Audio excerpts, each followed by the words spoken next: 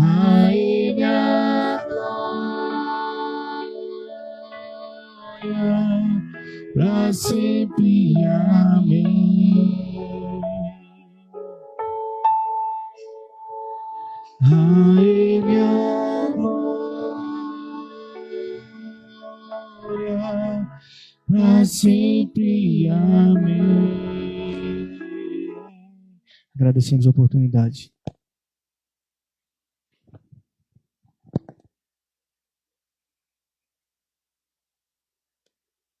Amém, glória a Deus, a Ele toda a honra e toda a glória.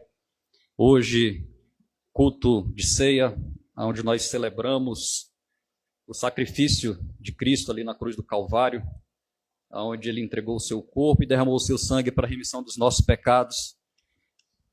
Tentarei ser breve. Hoje, o pastor Rafael vai continuar a ministração na carta do apóstolo Paulo aos Coríntios, e dentro do contexto de Coríntios, o tema que ele vai abordar é unidos a Cristo. E nessa perspectiva eu gostaria de compartilhar com os irmãos um texto bem conhecido, uma passagem bem, todo mundo já viu essa passagem, que está no livro de Gênesis. Eu peço que os irmãos já abram aí, Gênesis capítulo 4, e eu gostaria de fazer algumas considerações a respeito desse texto. Gênesis, capítulo 4. O contexto imediato desse texto, onde fala a respeito do nascimento de Caim e de Abel, fala também a respeito do primeiro homicídio registrado na raça humana. O contexto é o relato da humanidade logo após a queda. Deus havia criado o mundo, já havia estabelecido Adão e Eva em perfeita harmonia, estavam em comunhão com Deus até que eles pecam, são expulsos do Éden. E no capítulo 3 é descrito a maldição que isso gera sobre toda a humanidade e sobre a natureza também. Então o texto, nós só vamos ler aqui os 7 primeiros versículos. O texto diz assim: Adão teve relação com Eva, sua mulher, e ela engravidou e deu à luz Caim. Disse ela: com o auxílio do Senhor tive um filho homem. Voltou a dar à luz, dessa vez a Abel, irmão dele. Abel tornou-se pastor de ovelhas e Caim agricultor. Passado algum tempo, Caim trouxe do fruto da terra uma oferta ao Senhor. Abel, por sua vez, trouxe as partes gordas das primeiras crias do seu rebanho. O Senhor aceitou com agrado Abel e sua oferta, mas não aceitou Caim e sua oferta.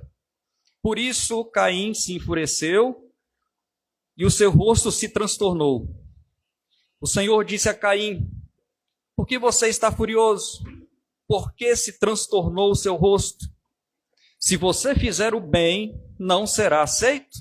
Mas se não o fizer, saiba que o pecado o ameaça a porta e ele deseja conquistá-lo, mas você deve dominá-lo. Somente até aí, irmãos.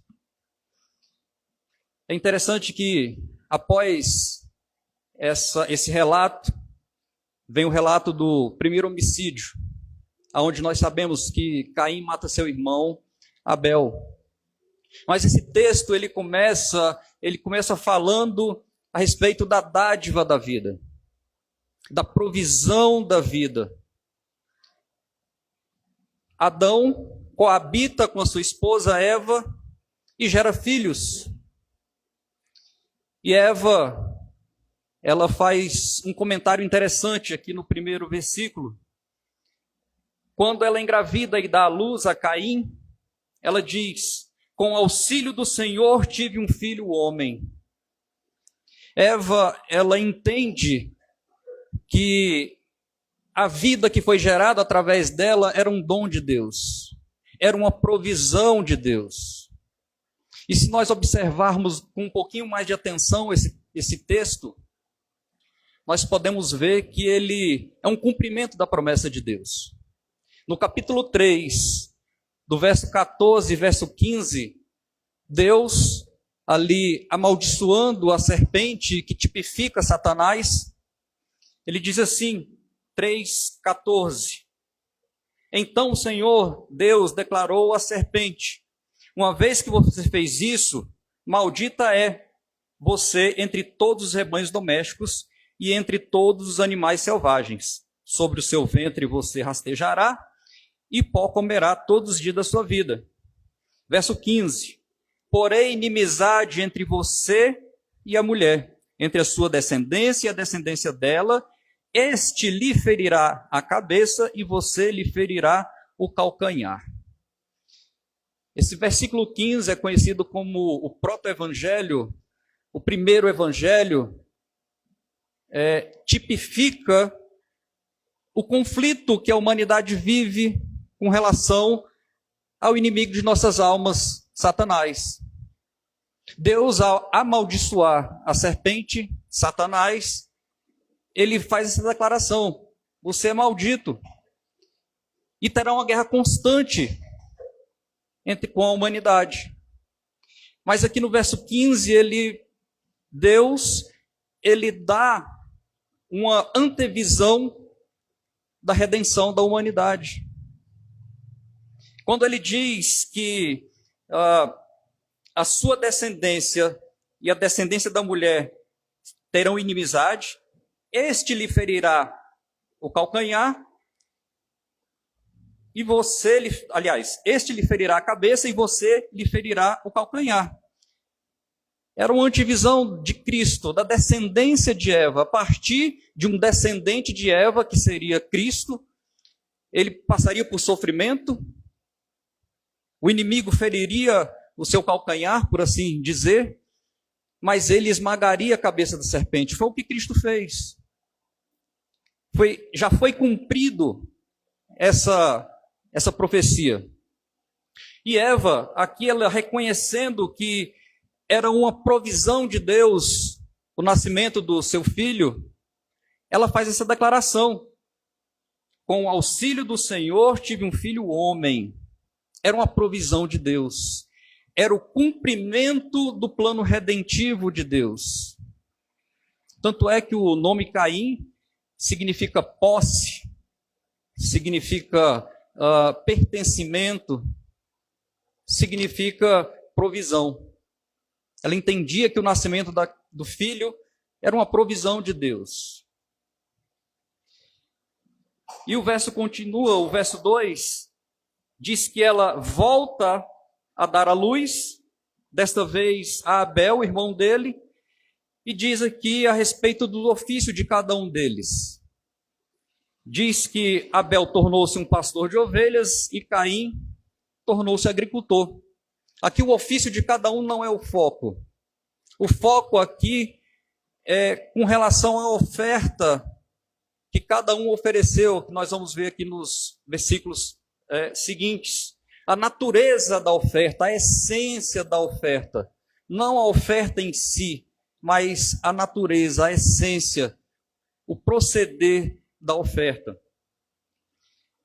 Então aqui, nesses 2 primeiros versículos, a gente vê a provisão de Deus, a misericórdia de Deus, a graça de Deus, o cumprimento da promessa de Deus, o início do plano redentivo de Deus, um Deus de esperança, um Deus provedor.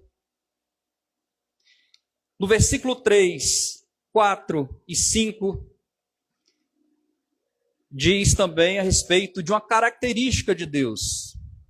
Um Deus que é exigente, um Deus que é provedor, um Deus que é amor, um Deus que é gracioso, mas também um Deus que é exigente. Um Deus que, na sua soberania, ele estabeleceu o que é verdade. Na sua soberania, ele estabeleceu o que é certo, o que é errado. E estabelece também as regras em que os seus devem andar. Aqueles que estão unidos a Ele têm parâmetros a serem obedecidos. Ele é um Deus criterioso. Não é do jeito que nós queremos, mas é do jeito que Ele estabeleceu. E nessa passagem a gente pode ver isso de uma maneira bem clara. Então, se nós percebemos aqui durante a leitura, Caim e Abel estavam de certa forma na presença de Deus, ambos. É como se fossem dois irmãos que pertencessem a uma mesma igreja. Como se, por exemplo, no domingo, trazendo aqui, fazendo um comparativo com os nossos dias, eles viessem à igreja todo domingo, participassem da liturgia, participassem das orações, cantavam louvores, ouviam a palavra, cumprimentavam os irmãos, graça e paz. Mas, porém, um estava unido a Deus e outro não estava unido a Deus. Percebe como isso é perigoso? Caim e Abel, ambos apresentaram ofertas diante do Senhor.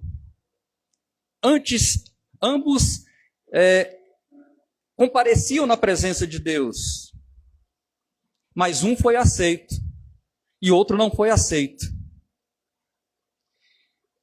Muitas pessoas, muitos estudiosos, muitos líderes religiosos especulam que a aceitação ou não da oferta tem a ver com aquilo que foi ofertado. Uns dizem, porque um ofertou um animal, o outro ofertou um vegetal. Era para ser um animal. Um ofertou sangue, o outro não. A oferta de um era mais elaborada, era mais rica do que a outra. Os teólogos da prosperidade gostam de aplicar isso aí. A oferta do outro era uma oferta comum, uma oferta qualquer. Mas se nós olharmos o contexto dessa passagem e todo o contexto bíblico, nós podemos perceber que é algo muito mais profundo do que a simples oferta. É algo mais profundo. A oferta, na verdade, só revelava o que tinha no coração de cada um. A oferta que cada um ofereceu só evidenciava o caráter de cada um deles. A palavra de Deus, lá na carta do apóstolo João, no capítulo 3, verso 12, fala um pouco a respeito de como era o procedimento de Caim. Olha o que diz lá. Não sejam como Caim, que pertencia ao maligno e matou seu irmão. E por que matou? Porque suas obras eram más e do seu irmão eram justas. Percebe por que a oferta de Caim foi rejeitada? E se nós olharmos aqui para o texto, no verso 4, diz assim, Abel, por sua vez, trouxe as partes gordas das primeiras crias do seu rebanho. O Senhor aceitou com agrado Abel e sua oferta. Veja que primeiro Deus aceitou a pessoa, o indivíduo, e depois a sua oferta. Da mesma maneira, é com Caim. Só que Caim foi rejeitado.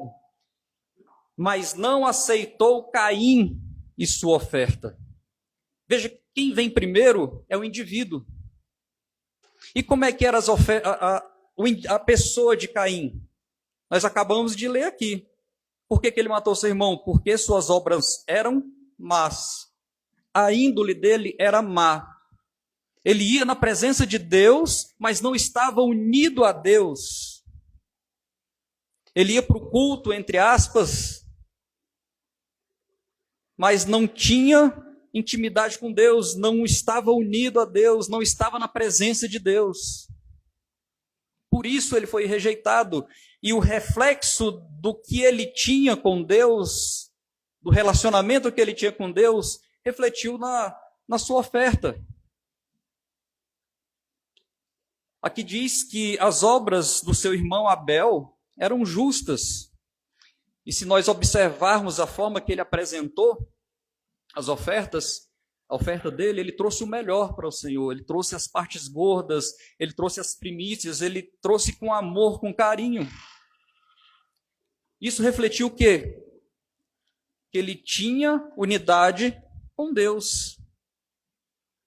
Então nós precisamos estar atentos, irmãos. Não basta só vir para a igreja, não basta só ter uma nomenclatura de evangélico, de crente, de religioso. É preciso verdadeiramente estar conectado com o Senhor. É preciso ter uma aliança fundamentada, firme, verdadeira, em espírito e em verdade com Deus.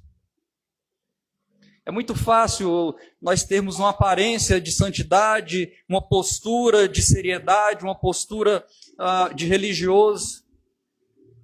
Mas o que nós fazemos quando não estamos no culto de domingo? A nossa vida deve ser um culto a Deus. O tempo todo. Sei que somos falhos. Quem é que não falha? Quem é que não tropeça? Quem é que não peca? Quem é que não tem um pensamento impuro? Mas isso não deve dominar nenhum de nós. Mas, só para a gente andar mais um pouquinho, no livro de Judas, no versículo 11, fala mais um pouquinho a respeito de Caim. Judas, versículo 11. Judas aqui, quando ele escreve essa carta, foi para combater os falsos mestres, falsos líderes religiosos que estavam contaminando a igreja. Aí Judas escrevendo, ele dá um conselho para os irmãos. E ele fala assim: ai deles, porque seguiram o caminho de Caim. Buscando lucro, caíram no erro de Balaão e foram destruídos na rebelião de Corá. Aqui está falando a respeito de falsos mestres, de homens que são propagadores de uma falsa religião, uma religião centrada no homem, uma religião onde despreza as verdades de Deus, pois seguiram o caminho de Caim. Foi dessa forma que Caim não foi aceito. De alguma maneira, Deus já havia estabelecido como deveria ser o culto a ele. Tanto é que no verso 7 diz assim: se você fizer o bem, não será aceito, mas se não fizer, saiba que o pecado ameaça a porta. Então ele já tinha conhecimento do que era certo. Ele já tinha conhecimento de como ele devia fazer a oferta para o Senhor, de como ele deveria adorar a Deus. E a gente tem que pensar a respeito dessas coisas. Eu tenho conhecimento, eu sei o que é certo e o que é errado, eu conheço a palavra. E por que muitas vezes as pessoas negligenciam a verdade? E aqui, Caim, mesmo sabendo o que Deus já havia estabelecido, aqui a gente não sabe, não foi escrito, até então não tinha sido escrito como é que deveria ser, mas certamente Deus já havia orientado eles. Eles já tinham conhecimento. Mas Caim vai apresentar uma oferta conforme o entendimento dele. Da maneira que ele achou que Deus aceitaria, ele fez a oferta, centrada na sua vontade, de acordo com as suas decisões. Mas Deus é um Deus criterioso, é um Deus que é exigente. As pessoas muitas vezes não gostam de ouvir isso, que Deus é um Deus exigente. As pessoas gostam do Deus que é abençoador, que dá carro, que dá prosperidade, que dá o que eles querem, mas negligenciam que Deus é um Deus exigente, é um Deus justo, é um Deus que determina, é um Deus soberano. Então Caim, ele é como se fosse um patrono, né, das falsas religiões. Ele oferece um culto centrado na sua vontade. E qual o resultado disso? ele não foi aceito. Abel foi aceito diante de Deus. Certamente ele cumpriu o que Deus havia estabelecido em amor, mas Caim, no seu pecado, na sua rebelião contra Deus, ele oferece uma oferta à maneira dele e foi rejeitado. E nós podemos perceber o perigo disso e o espiral de decadência que ele entrou. Diz aqui no finalzinho, aqui no verso 5, que o seu rosto, que ele se enfureceu e o seu rosto se transtornou. E no versículo 6 e 7 a gente vê mais uma vez a misericórdia de Deus. Deus admoesta, Deus chama ele aqui no versículo 6 e faz uma pergunta que ele já sabe a resposta, mas ele faz aquela pergunta. Por que Deus pergunta para ele? Diz aqui no verso 6, o Senhor disse a Caim, por que você está furioso? Por que se transtornou o seu rosto? Será que Deus não sabia? É lógico que Deus sabia. Mas Deus fala. Olha como Deus é misericordioso. Ele fala. Ele falou com Caim e ele fala conosco também. E ele faz essa pergunta, não porque ele não sabia a resposta, mas para fazer com que Caim considerasse os seus caminhos. Uma chance para que ele se arrependesse. Mas o que acontece? Ele despreza mais ainda, ao ponto de armar uma cilada e matar o seu próprio irmão. E no verso 7, ele diz, se você fizer o bem, não será aceito? É lógico que seria aceito. Se estiver em unidade com Deus, se estiver unido a Deus, ele será aceito, ele seria aceito. Mas se não o fizer, saiba que o pecado ameaça a porta.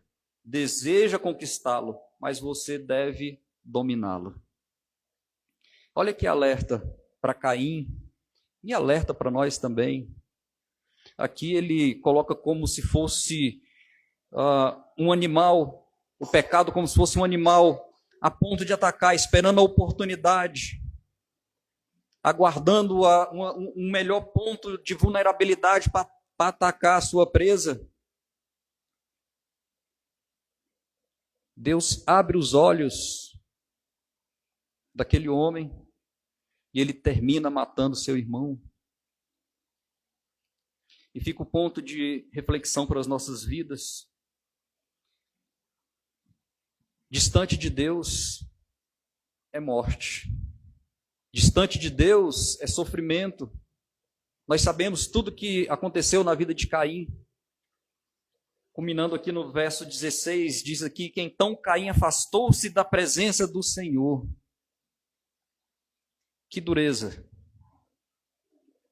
Que coisa dura. Estar longe da presença do Senhor. Viver sem esperança. Viver sem unidade com Deus. Esse mundo não tem nada de bom para oferecer para a gente.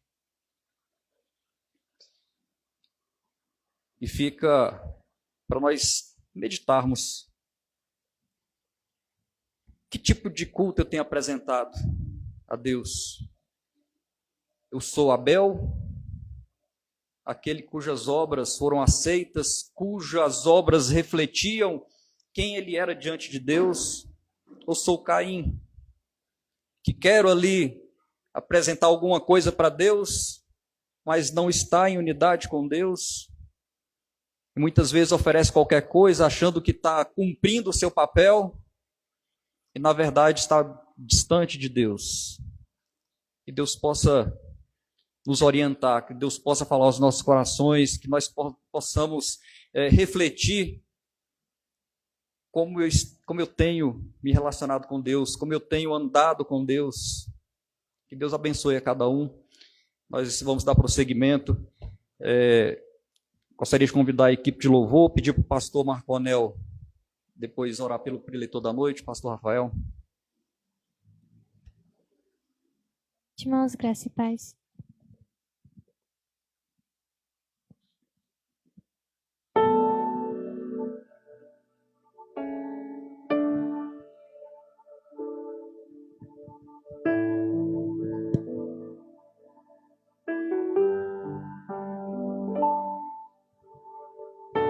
Tua voz me chama sobre as águas, onde os meus pés podem falhar.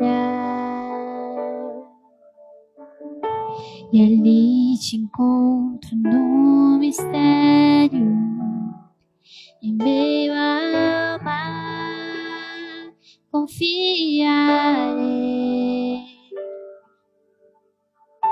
E ao teu nome eu clamarei, e além das ondas olharei. Se o mar crescer, somente em ti descansarei, pois eu sou teu e tu és meu.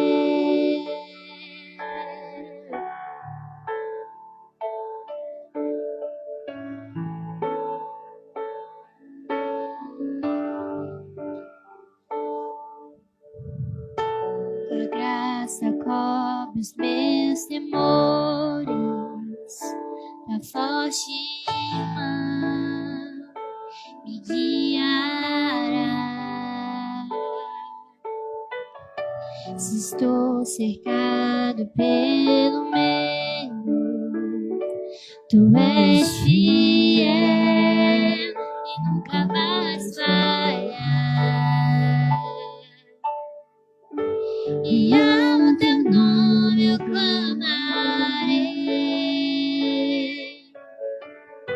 e além das ondas olharei. Se o mar crescer, somente em ti descansarei, pois eu sou teu e tu és meu.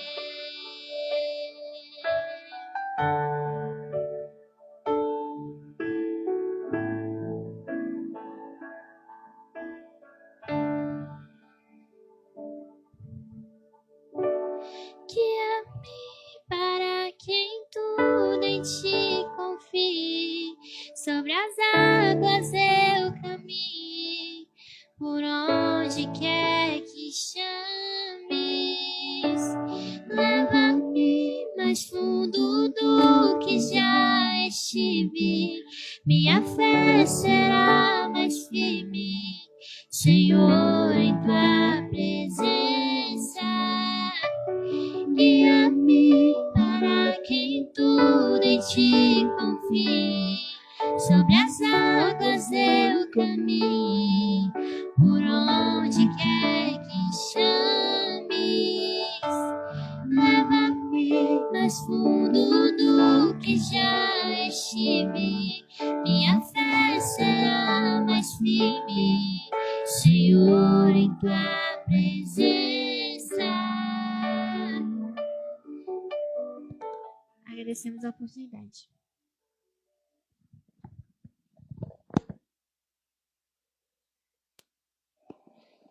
Amém, irmãos. Vamos ficar em pé, vamos orar pelo preletor dessa noite. Feche seus olhos. Querido Deus, amado Pai, nós estamos aqui diante da Tua presença. Continue falando conosco através do pastor Rafael. Que as palavras, Senhor, que ele fala aqui sejam ditas diretamente do Teu Espírito. Que os nossos olhos possam ser abertos, que o nosso coração possa estar pronto para ouvir a Tua mensagem e possa vir a frutificar.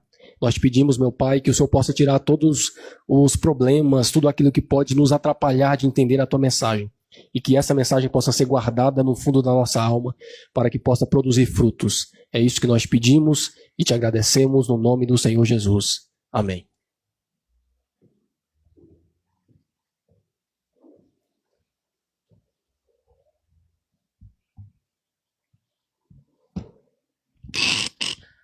Amém, irmãos. Boa noite a todos. Graça e paz da parte de nosso Senhor Jesus Cristo.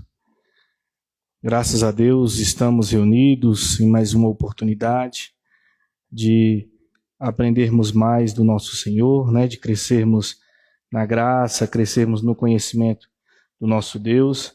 Deus é maravilhoso, né, irmãos? E tem nos dado essa oportunidade de estarmos juntos.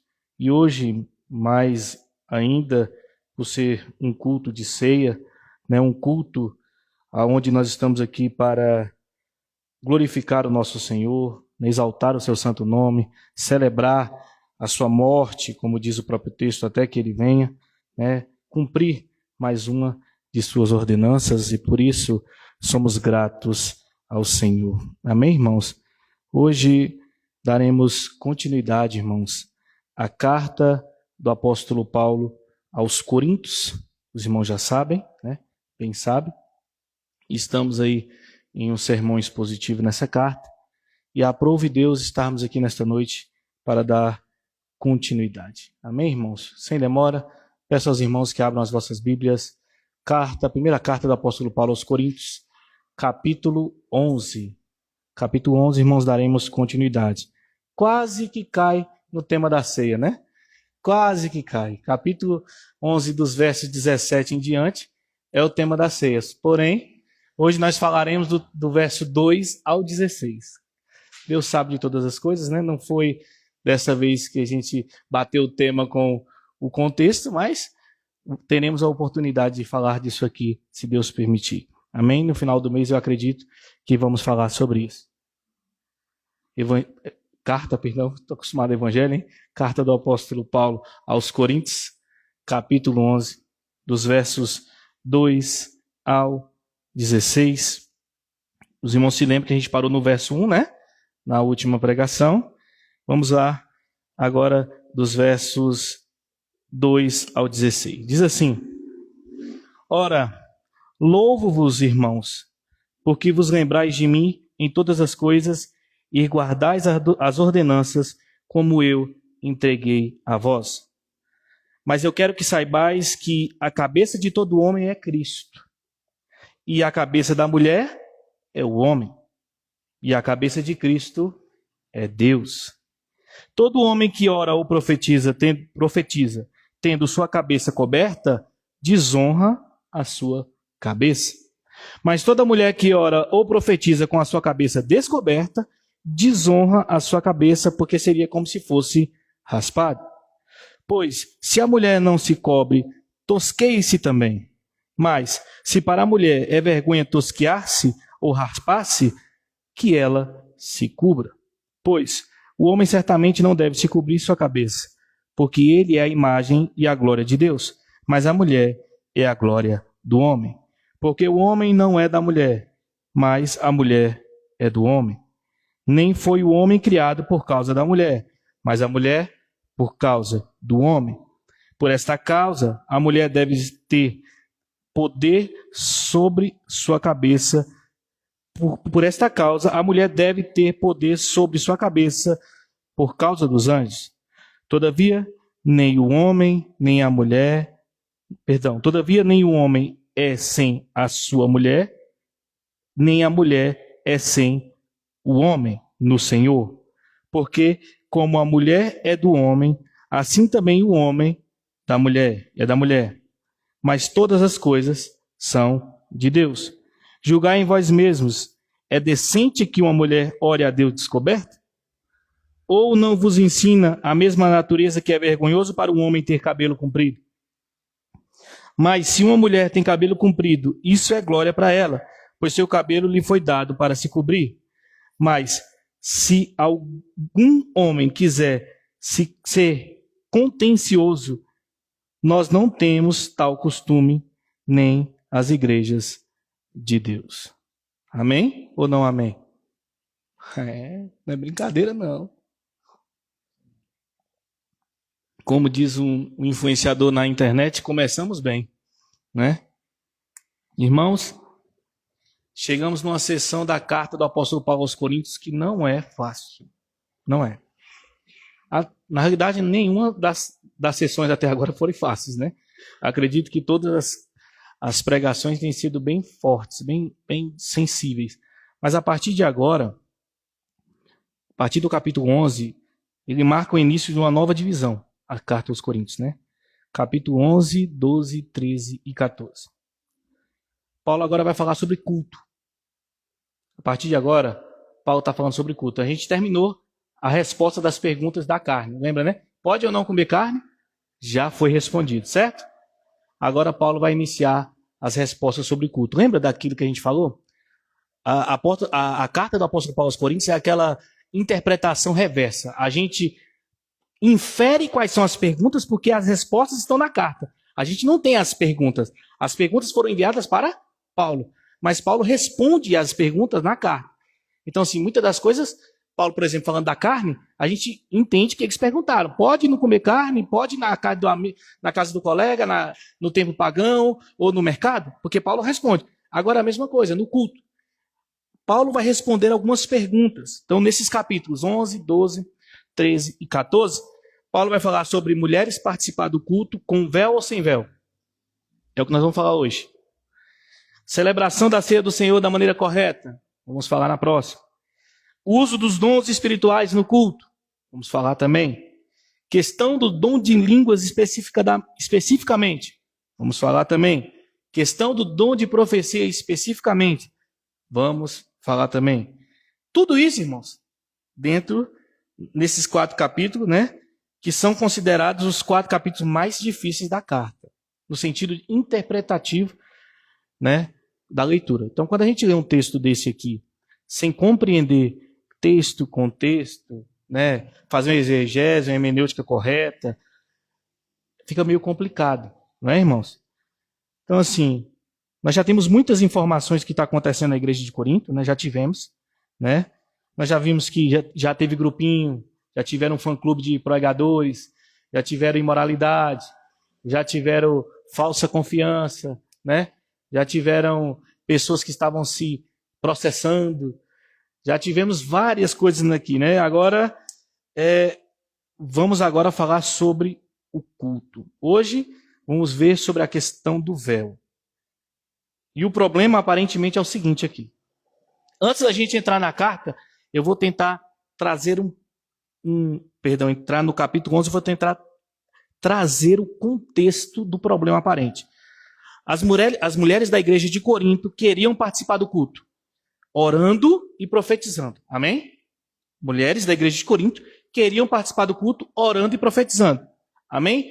Paulo não vê problema na participação das mulheres no culto. É um ponto que fique claro. Nós vamos falar aqui sobre algumas questões das mulheres no culto, mas que fique claro, Paulo não vê problema da mulher participar no culto. Não vê problema. Primeiro ponto, a gente tem que deixar isso claro. Aqui é orar e profetizar. Quem quiser saber a origem dessa profecia, espere para o capítulo 14. Nós não vamos falar dessa profecia aqui agora. Tá? O que é profetizar, pastor? O que a mulher profetizava na igreja de Corinto? Capítulo 14, a gente vai definir o que é profecia naquela época. Correto? Mas o ponto aqui, o problema-chave é, elas queriam fazer a oração e a profecia sem usar o véu. E a gente vê isso nos versículos 5, olha aí, ó. Mas se toda mulher quer orar ou profetizar com a sua cabeça descoberta, desonra a sua cabeça, porque seria como se fosse raspada. Ou versículo 13, julgai em vós mesmos, é decente uma mulher orar descoberta? Orar a Deus descoberto? Então aqui, o princípio é, elas querem orar, querem profetizar, não tem problema. Mas fazer isso sem o véu é decente? Essa é a pergunta. E aí a gente entra assim, por que as mulheres queriam orar sem usar o véu? Daqui a pouco eu vou falar do véu. Calma. Vamos falar um pouquinho aqui antes. Por quê? Temos duas causas prováveis. A primeira, influência de movimentos feministas. E aí agora vocês vão falar assim, não, peraí, nós estamos falando de Coríntios, nós estamos falando de agora. Pasme, se as pessoas acham que a influência feminista é algo cotidiano de agora, contemporâneo, se engana.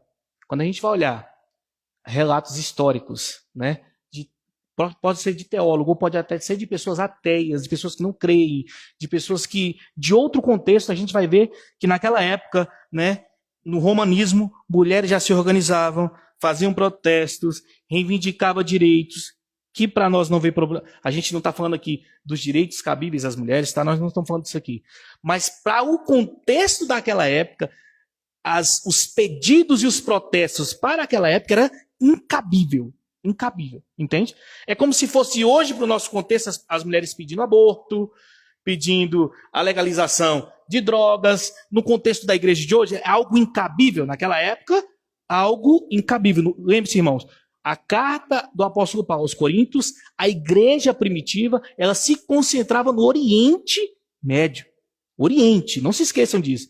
É uma igreja que descendia de uma cultura judaica. Amém? Porém, veja, pasmem, esse costume de mulher se cobrir não era somente nos judeus. Tanto para os gregos, quanto para os romanos e quanto para os judeus. Isso era comum, era cultura. Nós vamos falar sobre isso aqui. Esse é o primeiro ponto. Alguns teólogos defendem que por conta de movimentos feministas. Mas nós, no contexto teológico reformado, acha muito pouco provável. Por quê? Porque a igreja de Corinto ficava um pouco longe de Roma. Esses protestos geralmente ficavam na capital. Influenciava, mas muito difícil chegar em Corinto.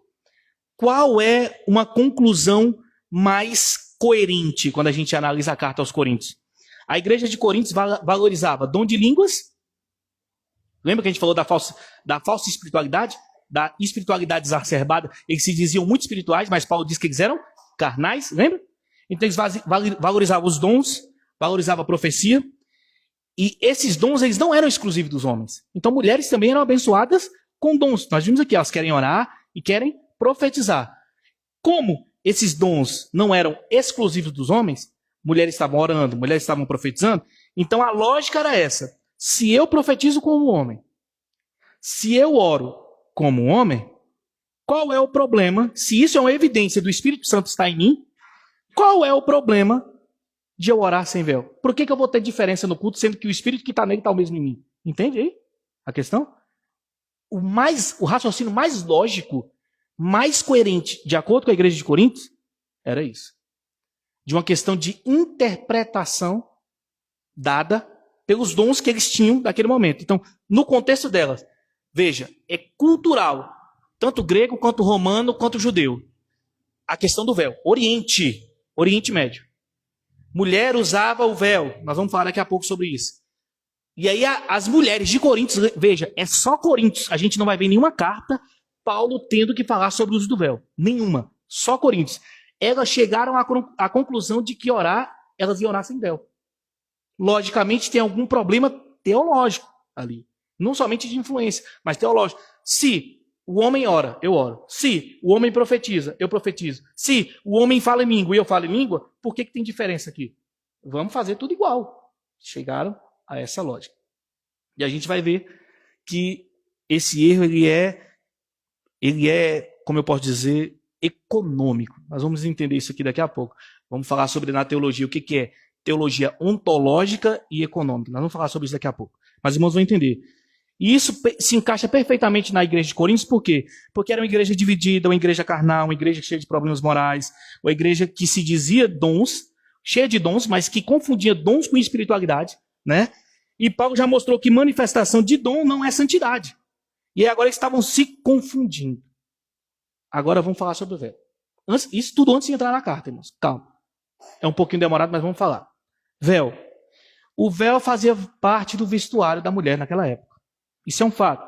Era um símbolo de respeito, de pureza, de submissão e de autoridade. Então vamos lá. Quando nós lermos esse texto, nós temos que ler abraçado com o contexto. Temos que ler, porque senão não vamos entender. O contexto é: mulher tinha um vestuário. O véu era a parte primária do vestuário da mulher. No Oriente Médio. Isso é de 3.500 anos até hoje. A gente sabe que até hoje existe esse costume. Mas isso acontecia muito antes de Cristo, inclusive, no Oriente Médio. Esse costume. Então, era símbolo de respeito, pureza, submissão, autoridade. A mulher que sempre estava sob a autoridade ou do pai, ou do irmão mais velho, ou do marido. Amém, irmãos? O véu representava o quê? Respeito, castidade, pureza. Era uma mulher recatada. Aquela mulher era uma mulher do lar, de casa, uma mulher pura. Base bíblica. A gente vai lá no Velho Testamento. Isaías capítulo 3, vai falar sobre o vestuário da mulher. Gênesis capítulo 24, Rebeca, ao encontrar Isaac, ela põe o véu. Isso são coisas do contexto. Tirar o véu naquela época, inclusive, era vergonha pública. Quando a gente vai ler lá Isaías, Deus, quando vai proferir o castigo da invasão babilônica a Israel, Deus fala, olha, eu vou pegar a mulher e tirar os seus adornos, tirar os seus brincos, as argolas da perna, tirar o seu véu. Por quê? Porque aquilo é mostrar, levar a mulher a uma vergonha pública. Aqui está o ponto central. Contexto. Aquilo é cultural. Véu é cultural. Mas, qual é o problema aqui? É o véu? Nós temos que entender isso. Por quê? Porque se a gente encara que esse texto é exclusivamente cultural, não se aplica a nós. Certo? E a Bíblia fala que ela a tempo e a fora de tempo está para nos redarguir, orientar. Não é verdade? O ponto principal aqui não é o véu. O ponto principal aqui é princípio. O véu aqui é só um símbolo. O véu é cultural. O princípio é o quê? A autoridade, ordem, submissão. Esse é o princípio fundamental. Irmãos, nós temos que botar uma coisa na nossa mente. A Bíblia, ela foi escrita por mais de 40 autores. Ela foi escrita em um período entre 1.500 anos de diferença entre um e outro. Em tempos diferentes, em culturas diferentes. Uma parte escrita na Babilônia, outra parte escrita no deserto, outra parte escrita vindo do Egito, outra parte escrita no Oriente, outra parte escrita em Roma. A Bíblia foi escrita em várias culturas diferentes. E agora? Como eu faço? Como eu interpreto a Bíblia? Lembre-se sempre disso, irmãos. Deus revelou princípios eternos através de práticas culturais. É isso que nós temos que entender. Então veja, aquilo que é cultura passa, mas o princípio estabelecido por aquilo que Deus fez permanece. Então, o problema aqui não é o véu. O véu ele representava algo. O que o véu representava? Representava submissão, representava autoridade, representava ordem, representava hierarquia. Esse é o princípio. O véu era só o que representava. Isso passou. Agora, o princípio fica. Nós temos que entender isso. A Bíblia foi escrita assim. Então, tudo que é cultural passa. Mas o princípio daquilo, intrínseco naquilo, fica. É por isso que nós temos que aprender a interpretar, irmãos. Olha que interessante. Tem um princípio antigo, escrito no Velho Testamento. Perdão, no Novo Testamento mesmo. Que diz assim, Paulo vai falar assim, ó, cumprimente os irmãos com ósculos santos. Imagina, irmãos, nosso contexto hoje, beijar um, graças a Deus que isso é lá no princípio deles. Isso é cultural deles. Hoje a gente cumprimenta os irmãos como? Pega na mão, mal um abraço, ainda de lado assim para não abraçar direito. Brincadeira, irmãos. Mas é verdade. O princípio é o quê? Cumprimentar os irmãos. Estar em comunhão com os irmãos. Cumprimente os irmãos. Lá naquele contexto, é cumprimente os irmãos com ósculos santos. Diz que culturalmente na Rússia, inclusive, é beijo na boca. De homem com homem. Não sei se é verdade, se é mentira. Se tiver alguém que saiba, depois me corrija, se for mentira.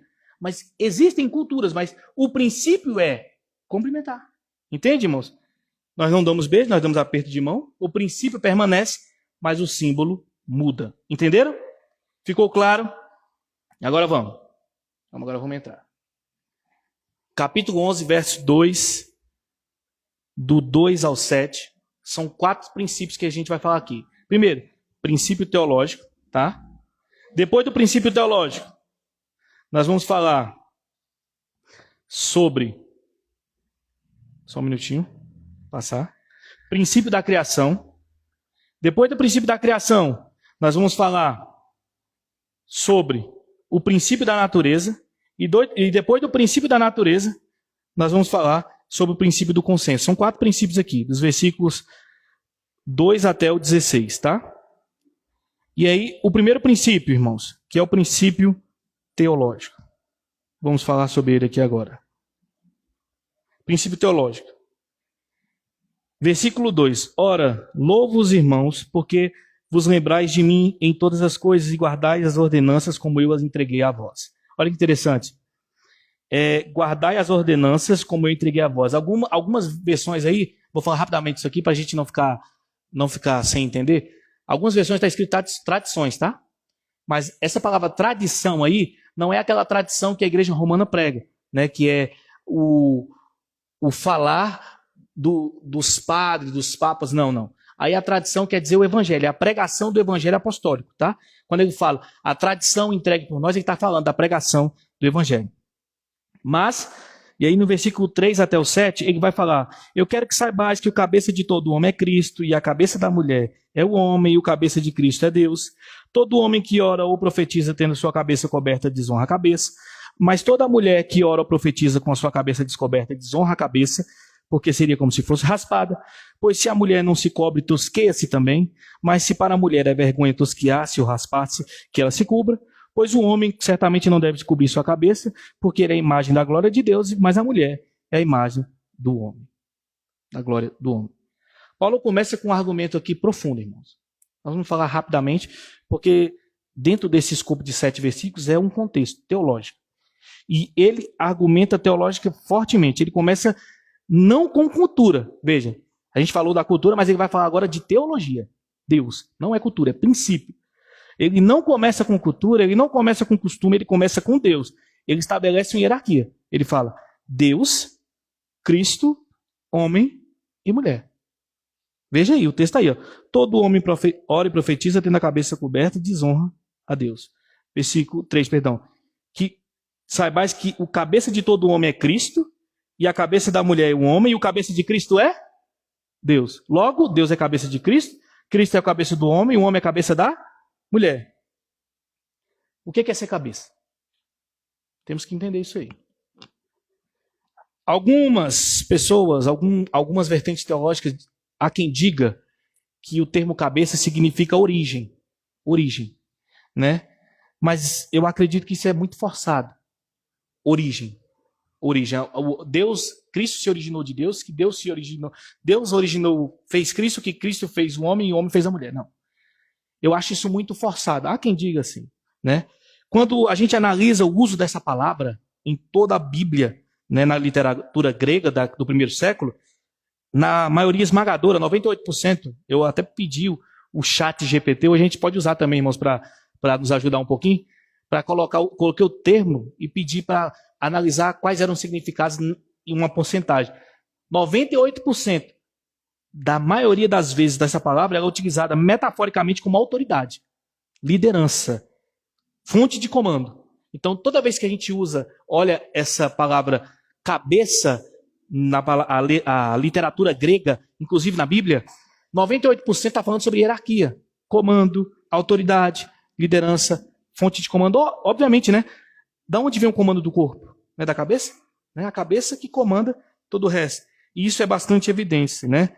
A cabeça é o controle do corpo. Então, o que Paulo está dizendo aqui? Deus tem autoridade sobre Cristo. Cristo é autoridade sobre o homem. Homem é autoridade sobre a mulher.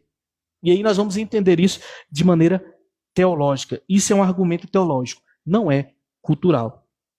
E ele usa a Trindade como isso. Por mais que ele fala somente das duas pessoas da Trindade, Deus e Cristo, mas ele utiliza a Trindade como isso, tá? Aqui é necessário, como eu disse aos irmãos, fazer distinção importante, tá? De muitos erros que acontecem dentro da igreja, inclusive da igreja brasileira, que é da teologia. Que existe uma teologia chamada teologia ontológica e outra teologia chamada teologia econômica. O que a teologia ontológica se refere? Refere ao ser de Deus, como se fosse a substância. Inclusive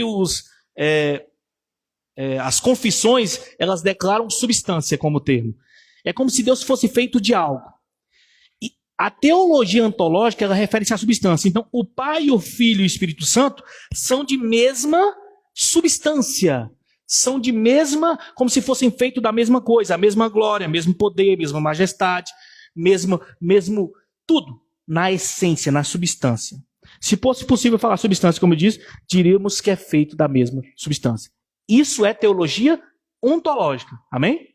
Mas existe dentro da teologia o que nós chamamos também de teologia econômica, que é o quê? Sobre a atuação da Trindade na salvação, no mundo, no seu plano eterno. Nós sabemos que a Trindade, ela atua de forma diferente no plano da redenção. Certo ou errado? Veja bem, como que nós vemos na Bíblia a atuação da Trindade? Veja, em substância são os mesmos. Deus, Cristo e o Espírito Santo é um em substância, correto? Nós temos que ter isso em mente, irmãos. Isso é um erro que é muito divulgado. Muitas pessoas não entendem isso. Tem que ficar fixado na nossa mente. Jesus é Deus? Sim. O Espírito Santo é Deus? Sim. Deus é Deus? Sim. Em substância, em poder, em glória, em majestade, é Deus. Mas a atuação no tempo, no espaço, no plano redentivo, na criação, é diferente. A atuação das pessoas. Como? O pai envia o filho. Certo? O filho se submete ao pai. Ele não diz isso. Ele se submete ao pai. No plano eterno, o filho se submete ao pai. Eu não vou fazer porque o pai é maior do que eu. Submissão em um plano eterno. Não quer dizer que ele é diferente. Não quer dizer que ele é melhor, que ele é outra pessoa. Não. É em questão de submissão, em questão de plano, em questão de economia. E o pai e o filho enviam o Espírito Santo. Nesse sentido, o pai é o cabeça de Cristo. Entenderam ou não? É um pouco difícil mesmo. Mas é nesse sentido. O pai é o cabeça de Cristo não porque o pai é Deus, mais Deus do que Cristo. Entende? Não é porque Deus é mais Deus do que Cristo. É porque ele é o cabeça de Cristo porque na economia, no plano de salvação, Deus envia seu filho. Aí você fala, pastor, mas Cristo diz que se entregou. Sim, no plano econômico é isso que acontece, porque eles são Deus. Deus, o Espírito Santo é Deus, o Pai é Deus e o Filho é Deus. Mas na economia, em ordem de submissão, na salvação, no plano de salvação, nessa economia, o Filho se submete ao Pai, que o Espírito Santo se submete ao Pai e ao Filho. Entende, irmãos? Não é porque Cristo seja inferior, mas porque é uma organização funcional. Né? O próprio Cristo diz, o Pai é maior do que eu. Muita gente utiliza desse texto para tentar diminuir a pessoa de Cristo ou tentar colocar Cristo como criatura. Mas nós sabemos que esse não é a questão. Por que eu falei isso, irmãos? Vamos entender agora. Porque é justamente isso que Paulo está dizendo aqui. Aplicação para o homem e para a mulher. Paulo está fazendo um paralelo da Trindade com o homem e a mulher. Ele está fazendo esse paralelo. Assim como na Trindade, Deus, o Espírito Santo e Jesus são um em essência, e essas mesmas três pessoas são diferentes em função, também o homem e a mulher são assim. Como assim? O homem e a mulher são iguais em dignidade. São iguais, eles são o mesmo Filho de Deus. São imagem e semelhança de Deus. Ontologicamente, são filhos. Ontologicamente, são iguais. Ontologicamente, o Deus que ama o homem, ama a mulher. O amor de Deus pelo homem é o mesmo amor de Deus pela mulher. Entenderam? Ontologicamente, eles são iguais. Mas o papel é diferente. Existe um papel estabelecido. Então, teologicamente, ontologicamente, o homem e a mulher são iguais. Mas teologicamente, economicamente, na redenção, no plano eterno de Deus, no mundo, existem papéis pré-estabelecidos. Esse é um ponto que tem que ficar claro. Isso é fundamental, irmãos. Não é inferioridade. Veja, Jesus não é inferior a Deus. O Espírito Santo não é inferior a Jesus. O homem não é superior à mulher, nem a mulher é inferior ao homem. Isso é ordem estabelecida. Entenderam, irmãos? Que isso fique claro. Então, qual é a aplicação prática? Todo homem que ora ou profetiza com a cabeça coberta desonra a sua própria cabeça. Por quê? Porque ele está obscurecendo para aquele contexto, o seu símbolo de autoridade. Por quê? Porque nós vimos que no contexto de Corintos, no contexto dos judeus, no contexto do Oriente Médio, quem usava o véu para se colocar submissa era quem? Então, se o homem cobre a sua cabeça, quem está invertendo o papel? O homem. Esse é o contexto. Então, de certa forma, ele está invertendo o padrão. Mulher com a cabeça coberta. Então, toda mulher que ora ou profetiza com a cabeça descoberta, desonra a sua própria cabeça. Paulo está usando uma expressão aqui como se, ela ainda fala assim, como se ela tivesse com a cabeça raspada. Por que ele fala isso? Naquela cultura, a mulher com cabelo raspada era uma vergonha. Naquela cultura. Entende? Cultura do Oriente Médio. Nós estamos falando de hoje, irmãos. Nós não estamos falando de hoje. Nós sabemos que tem irmãs que têm cabelo curto, irmãs que têm cabeça raspada. Não é esse o contexto. Lembre-se, é princípio, não contexto. Não é a questão do véu, não é a questão do cabelo. É princípio, autoridade, ordenança, papéis estabelecidos. Então, cabeça raspada naquela cultura era sinal de desonra, era sinal de vergonha extrema. Então, o que Paulo está dizendo? Rejeitar o símbolo, o princípio, o símbolo que era feito para aquele princípio, era algo gravíssimo naquele contexto. Então, veja, se para aquela cultura você usar o véu era sinal de submissão, se era sinal de hierarquia, se era sinal de ordenança, de um papel pré-estabelecido teologicamente como a Trindade, a mulher não usar, isso é grave. Entende isso, irmãos? Esse é o contexto que está aqui, dos versículos 3 ao 7. Eu poderia mirabolar, falar muita coisa aqui, mas não. Esse é o princípio. Quando ele fala assim, ó, toda mulher que ora ou profetiza com sua cabeça descoberta, desonra a sua cabeça, porque seria como se fosse raspada. Ele está falando aqui da hierarquia. Deus envia Cristo, Cristo envia o homem, e o homem, a mulher. Envia no sentido de, tem autoridade. A autoridade, a hierarquia da teologia é nesse sentido. Quando o contexto do véu é aplicado para a hierarquia e a mulher não quer usar aquele véu, o que ela está fazendo? Ela está desonrando o que Deus fez teologicamente de acordo com a Trindade. É o que ele está dizendo aqui. Pois se a mulher não cobre, se tosqueia. Ainda usa, né, o termo, se a mulher não cobre, então é melhor raspar a cabeça. Ainda usa dessa forma, né? Mas se para a mulher é vergonha tosquear-se ou raspar-se, que ela se cubra. Então o que ele está falando? Ainda usa do cabelo da mulher como se fosse uma espécie de véu natural, né? Como se fosse uma espécie de véu natural. Pois o homem certamente não deve cobrir sua cabeça, porque ele é a imagem da glória de Deus, mas a mulher é a glória do homem. Amém, irmãos? Não adianta eu mirabolar muito sobre o texto. Esse é o contexto. E agora, ele falou sobre o princípio teológico. Agora ele vai para o princípio da criação. Versículo 8 ao 12, ele diz assim, porque o homem não é da mulher, mas a mulher é do homem. Nem foi o homem criado por causa da mulher, mas a mulher por causa do homem. Por esta causa, a mulher deve ter poder sobre a sua cabeça, por causa dos anjos. Todavia, nem o homem é sem a mulher, nem a mulher é sem o homem no Senhor. Porque como a mulher é do homem, assim também o homem é da mulher, mas todas as coisas estão de Deus. Agora, o princípio é da criação. Ele falou sobre teológico, ontologia e economia. Agora ele fala sobre a criação. Agora Paulo volta lá para Gênesis, né?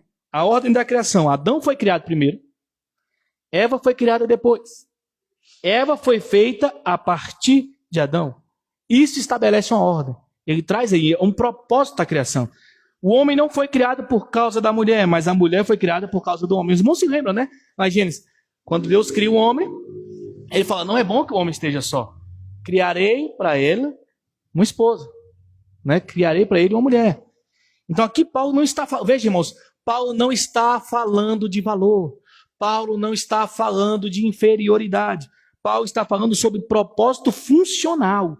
Função, papel. Lembre-se sempre disso. Lembra da que a gente falou, da ontologia e da economia. A mulher foi criada como auxiliadora. A mulher foi criada como correspondente. A mulher foi criada como um complemento. Um a mais. Um equilíbrio importante. Esse é o ponto. Paulo não deixa margem algum, irmãos, para distorção. Olha o que ele diz aí. No Senhor, todavia, nem a mulher é independente do homem, nem o homem é independente da mulher. Não é o que ele diz aí? O homem não é sem a mulher, e nem a mulher é sem o homem. E continua, porque assim como a mulher provém do homem, assim também o homem nasce da mulher, e tudo vem de Deus. Ele não deixa motivo para a gente pensar, não, é porque um é melhor que o outro. Não, porque um tem que pisar na cabeça do outro. Não é esse o contexto, irmãos. O que ele está falando? Ontologicamente, a essência é a mesma. São mesmos filhos, são mesmos filhos de Deus, são mesmo criados por Deus. Deus ama da mesma maneira. Ele não distingue se é homem, se é mulher, não. Mas em papel, em hierarquia, em ordem, em submissão, existe sim, algo pré-estabelecido. Há uma ordem e há uma interdependência. Entende? Existe uma hierarquia, mas existe uma interdependência, existe uma intercomunicação. Isso destrói dois extremos, irmãos. Destrói o machismo, quando acha que há superioridade, quando ele diz que nem o homem é sem a mulher, nem a mulher sem o homem, porque a mulher foi feita do homem, o homem foi feito para a mulher, e tudo vem de Deus. Isso destrói o machismo e destrói também o igualitarismo absoluto, aonde as pessoas negam papéis. Aqui destrói os dois. Então, primeiro, destrói como? O machismo. Dizendo que o homem é feito para a mulher, nem o homem é sem a mulher, nem a mulher sem o homem. Destrói o machismo. Destrói o machismo quando ele diz, um foi feito por Deus, o outro foi feito por Deus, e todos foram feitos. Um foi feito, o outro foi feito, e todos foram feitos por Deus. Esse é o contexto. E o igualitarismo absoluto, por quê? Porque ele deixou claro que existe papel. No véu, existe sim uma submissão. Existe sim uma hierarquia. Interessante, irmãos. Versículo 10 é um versículo um pouquinho complicado, quando ele coloca assim, por esta causa a mulher deve ter poder sobre sua cabeça por causa dos anjos. E aí é um pouquinho complicado mesmo. Como assim por causa dos anjos? Aí existem várias interpretações. Interpretação rabínica veterotestamentária, onde dizia que existe um texto apócrifo lá na carta de Enoque, onde diz que os anjos viram do céu os cabelos das mulheres e por isso se apaixonaram por ela e vieram para a terra e tiveram filhos grandes que se tornaram nefilins. Isso é um texto apócrifo do Velho Testamento e disso que gerou os gigantes. Isso é apócrifo, irmãos. Existe sim uma interpretação rabínica, sim. Mas aqui no nosso contexto, o mais próximo, a ideia geral aqui é que no culto, além da submissão da mulher para um homem, se a mulher acha que ela não tem que ser submissa ao seu marido, por exemplo, que Paulo está tentando trazer aqui, que ela entenda que o culto é uma realidade espiritual. Que quando você está cultuando ali, inclusive Deus está ali, os anjos estão ali, em prol do reino de Deus. Os anjos estão representando ali o quê? Os anjos estão observando. Os anjos estão participando de alguma forma. Os anjos estão ali testemunhando a ordem de Deus. Nesse sentido.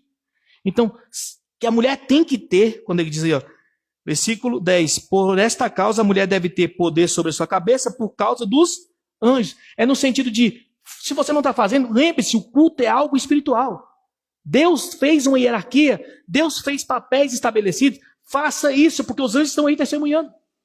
Os anjos participam de alguma forma. Os anjos são testemunhas da ordem de Deus. Os anjos observam.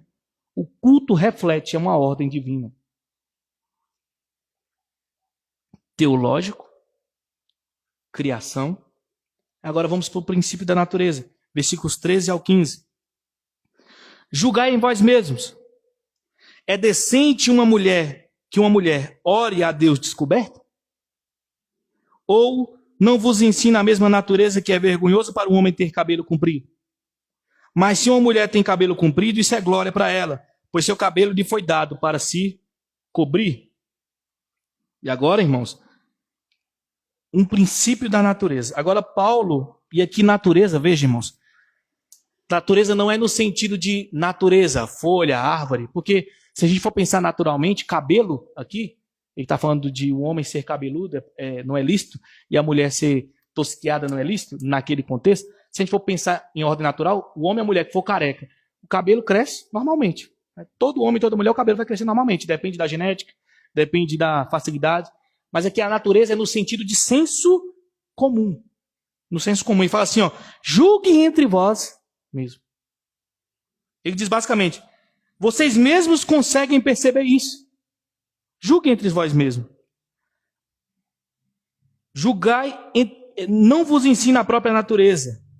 É decente que uma mulher ore a Deus descoberto?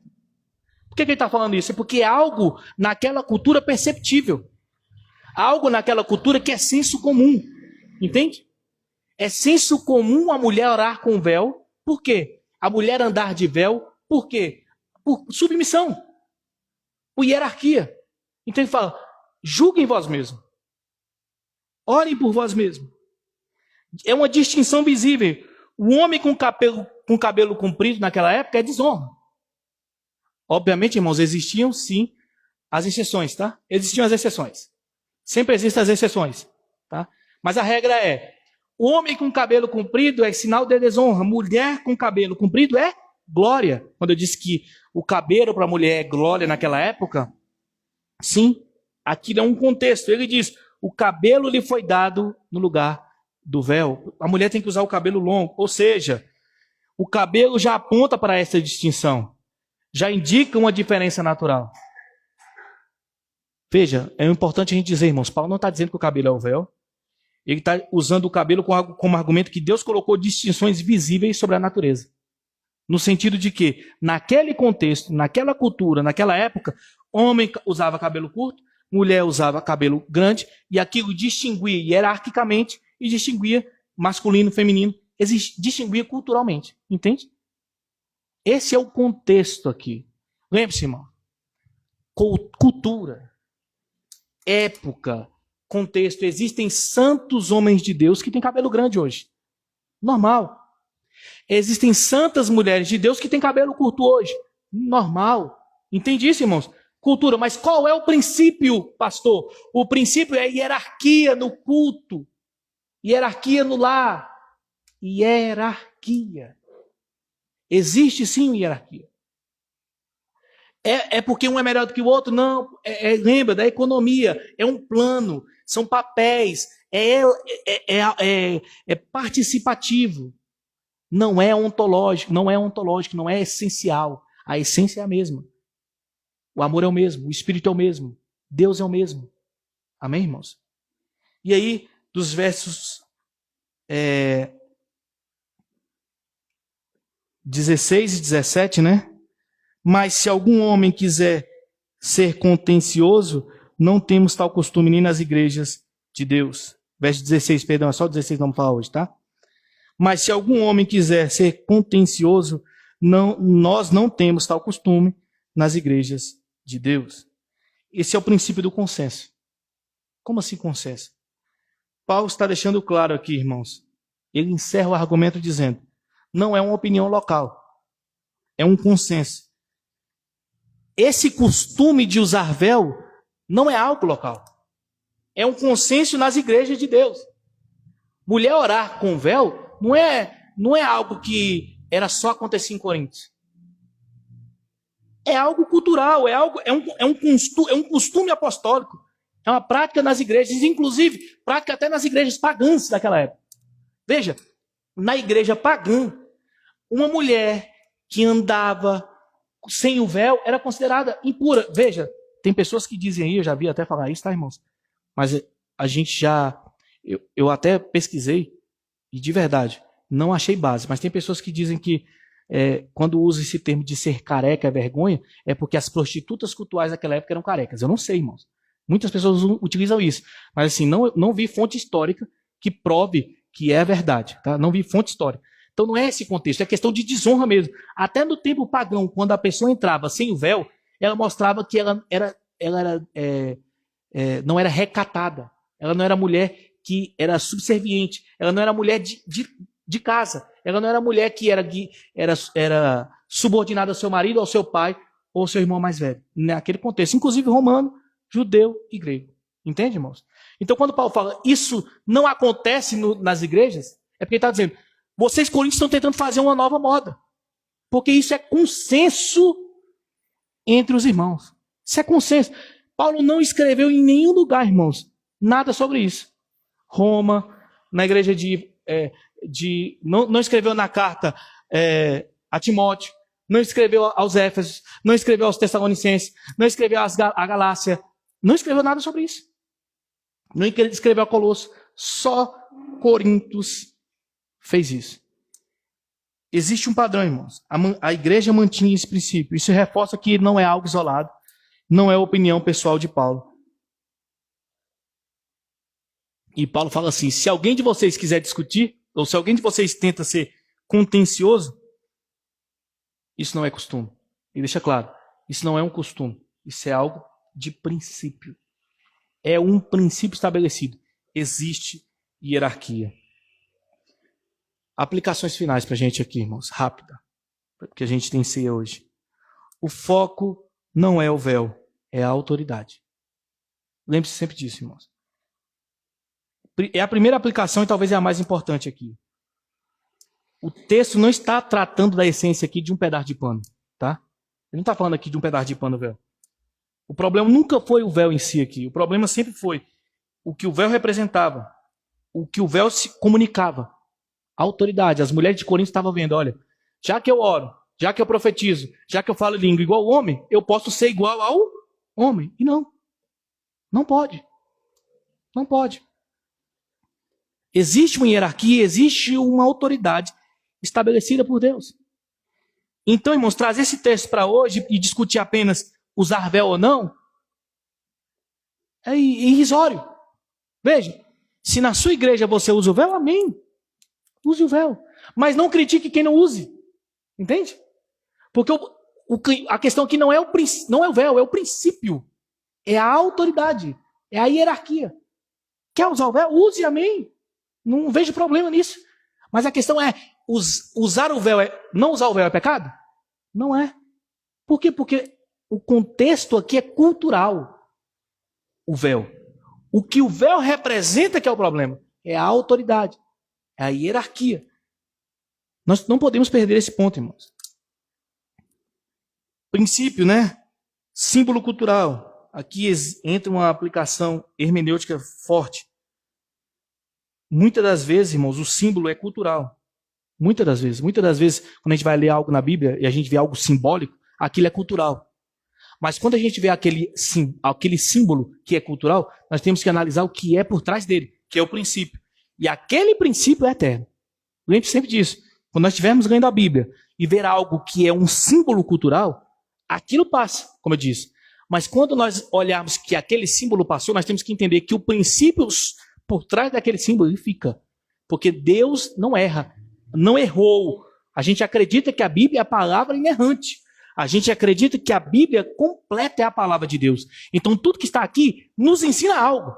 Amém? Tudo que está aqui nos ensina algo. Inclusive do Velho Testamento. Principalmente do Velho Testamento. Aponta para Cristo, aponta para a Trindade, aponta para o Espírito, aponta para princípios. Princípios. Muitas das coisas simbólicas são culturais e passou. Era judaica, era grega, era romana, passou, mas o princípio fica. Hoje a gente não faz isso, irmãos, como eu falei do ósculo santos, né? Não faz isso literalmente, mas a cordialidade, o amor, a comunhão fica. O princípio fica. Da mesma forma o véu era simbólico, mas a autoridade fica. Esse princípio é válido até hoje. Pastor, eu acho isso ridículo. Eu acho isso machista. Calma lá.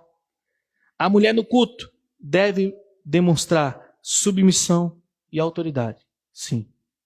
Sim. Aplicando diretamente. Como assim, pastor? Mulher no culto deve demonstrar que está debaixo de uma autoridade espiritual, que é de Cristo, que Deus estabeleceu Cristo, Cristo estabeleceu o homem. Pastor, irmãos, nós não apoiamos a ordenação feminina. Não apoiamos. Mas não é porque não apoiamos a ordenação feminina que nós menosprezamos as mulheres. Não é esse o contexto. Não é machismo aqui. É hierarquia. É autoridade, é Bíblia.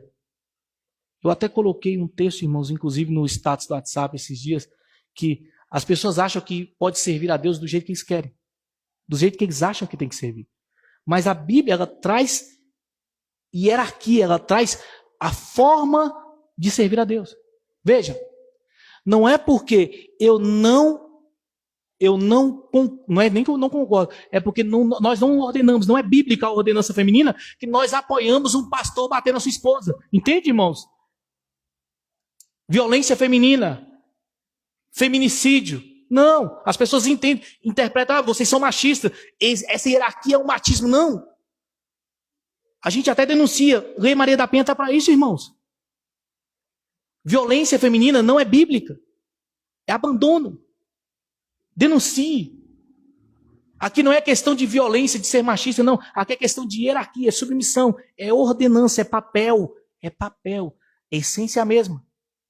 Nós somos irmãos em Cristo.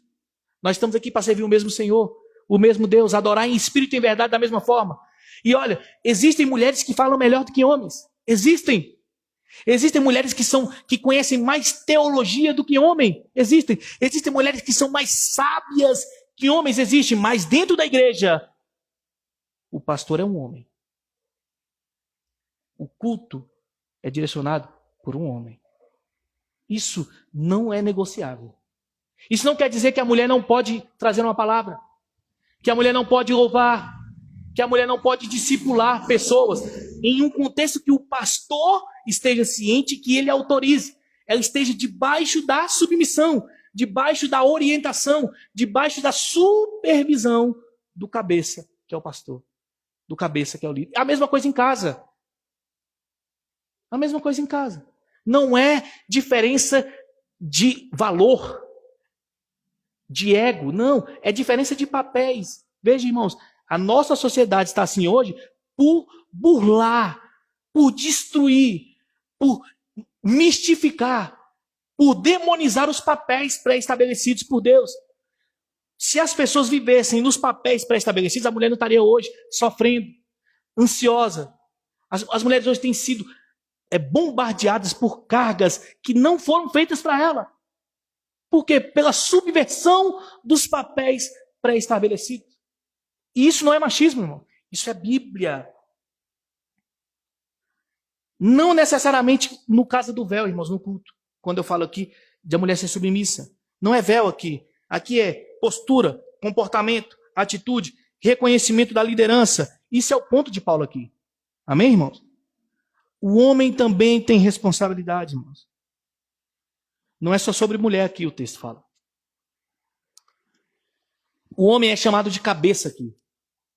Isso significa responsabilidade. Isso significa liderança. Isso significa prestação de contas. O homem responde por sua família, irmãos. O homem responde. Aconteceu algo na família? Aconteceu algo com o filho?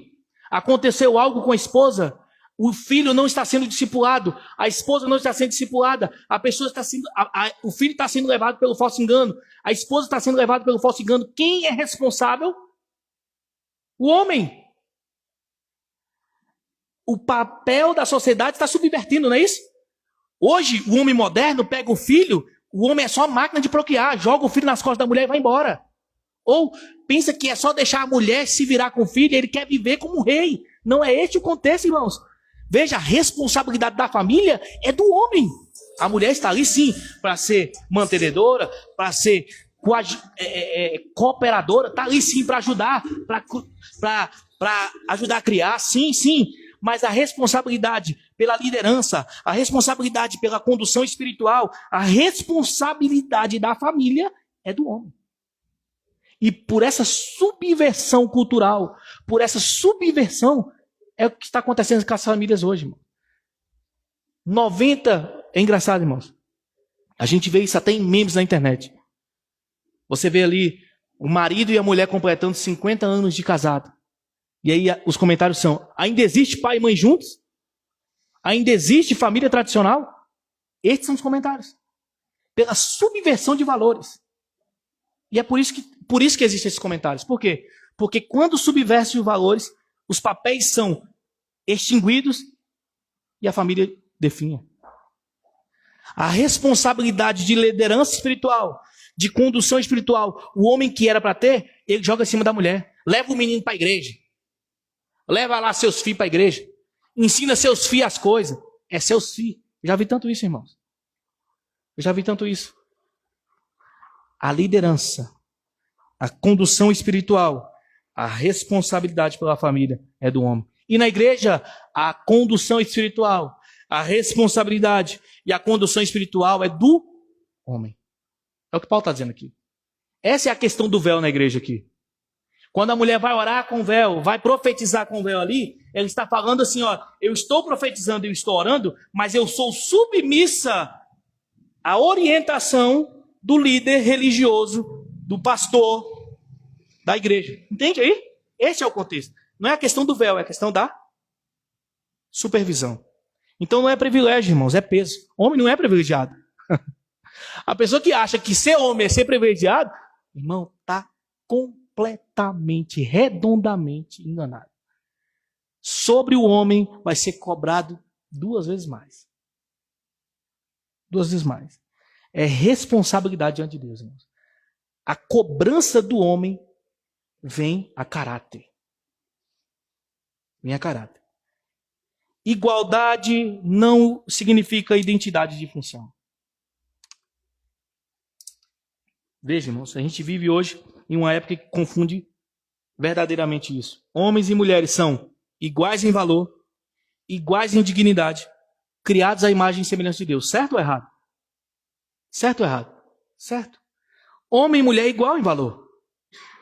Homem e mulher é igual em dignidade. Homem e mulher é igual à imagem e semelhança de Deus, sim.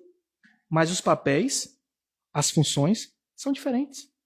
Isso é um fato, irmãos. Isso não diminui ninguém. São papéis. São funções, pelo contrário. Glorifica, irmãos. É a sabedoria de Deus na criação.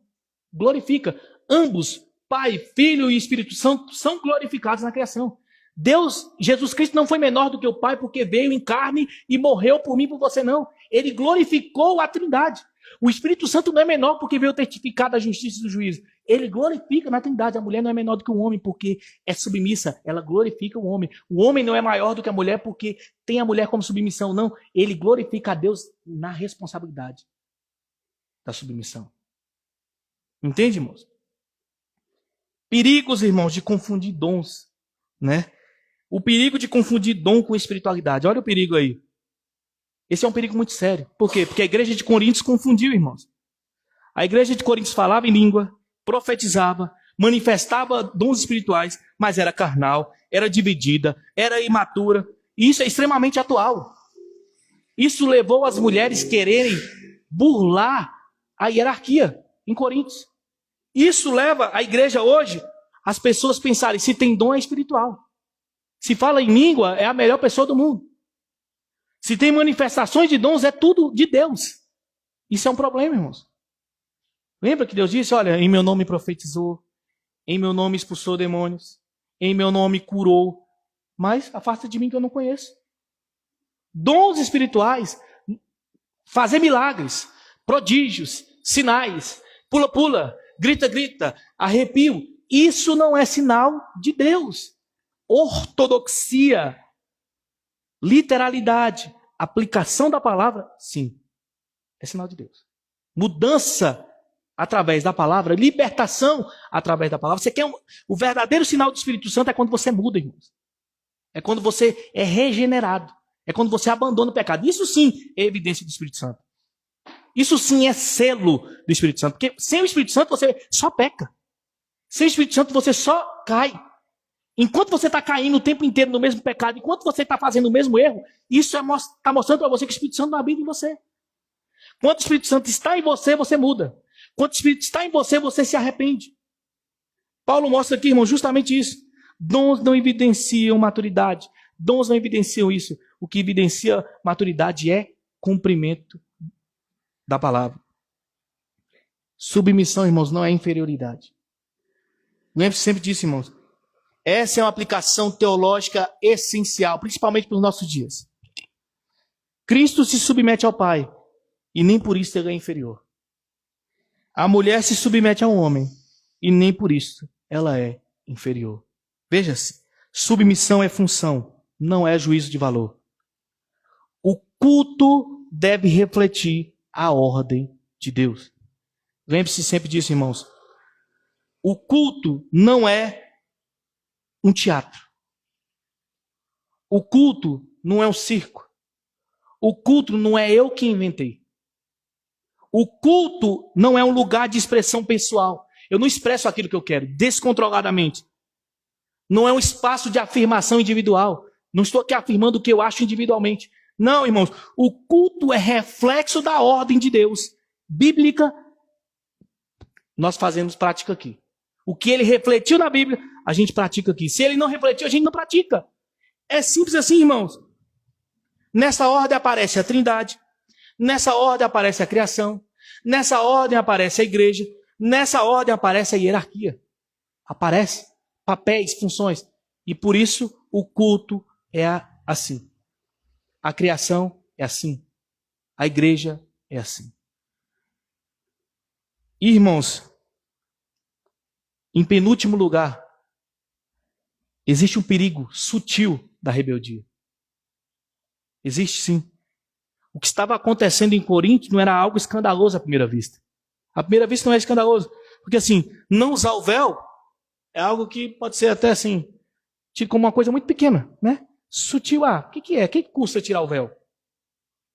Mas por trás disso, irmãos, havia rejeição da autoridade, independência, questionamento de uma ordem de Deus.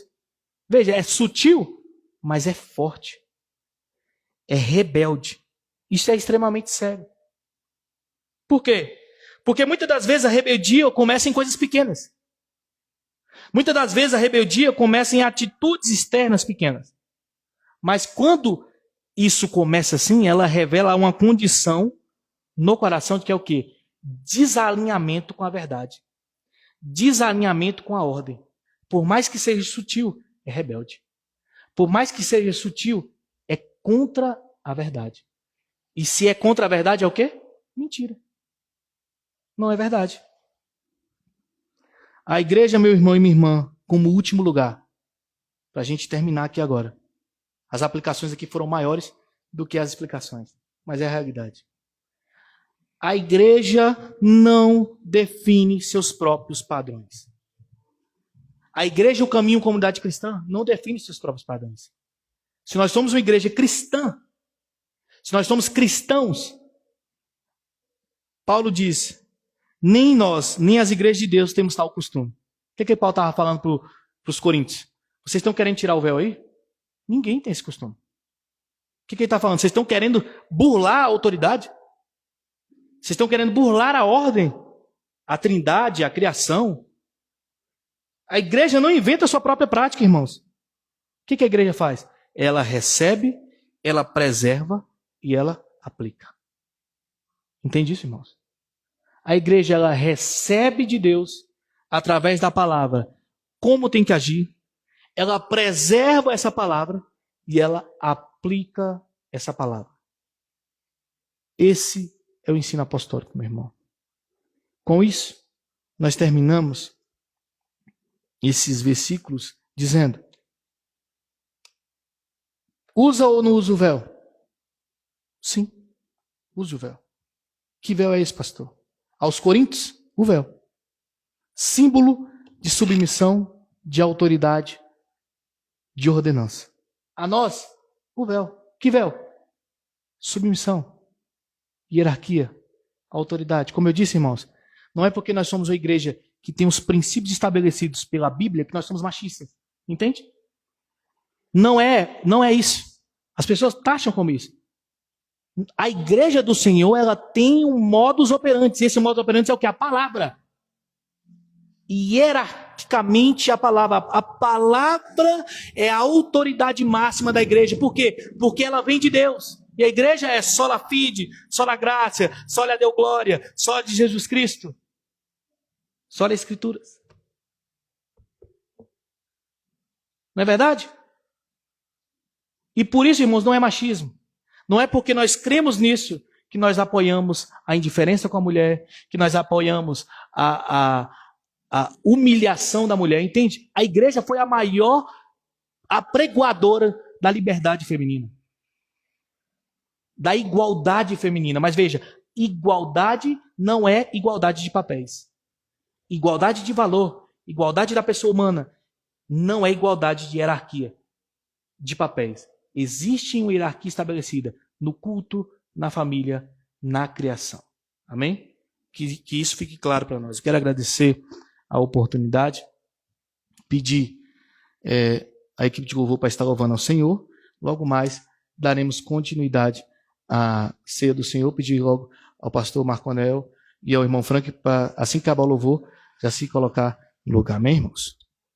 Boa noite, irmãos. Graça e paz.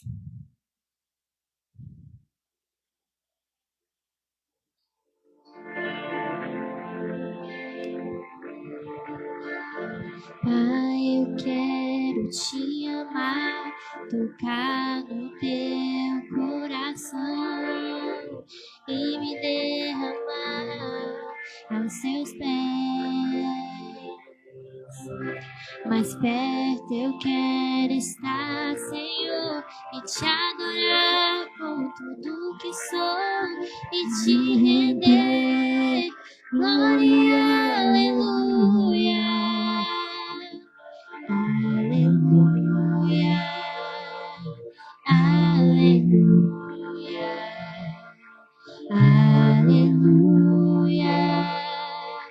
aleluia,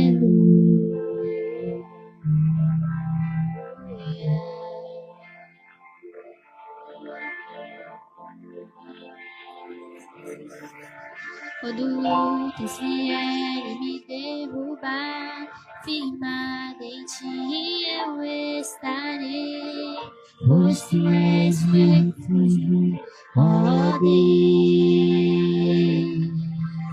E não importa onde estiver, no vale do monte adorarei, a ti eu canto glória, aleluia. Aleluia, aleluia, aleluia, aleluia.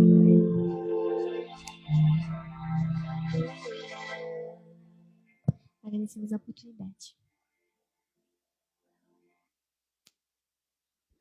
Amém, meus irmãos. Então vamos dar continuidade ao nosso culto.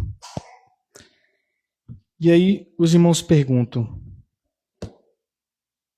o tema desta noite é Unidos a Cristo, né? A pregação falou sobre véu.